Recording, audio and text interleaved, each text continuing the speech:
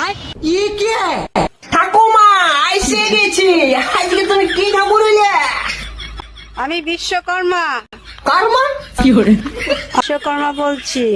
ও তুমি বিশ্বকর্মা। আমি ভাবছি তুমি আমার বান্ধবীর শাশুড়ি মা। বলো কি বলছো?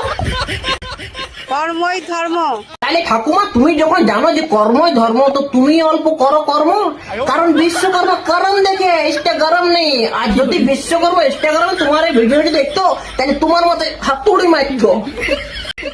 কর্ম করে যাও সফল পাবি। আর তুমি ঠাকুর দেবতা সাজিয়ে যাও, লোকের কাছে গায়ে খাবি। তোদের কর্মের উন্নতি হোক, আর তোমার বুড়া বয়সে অল্প বুদ্ধি হোক, বুড়া মাগি। তোদের জয় হোক, তোদের মঙ্গল হোক।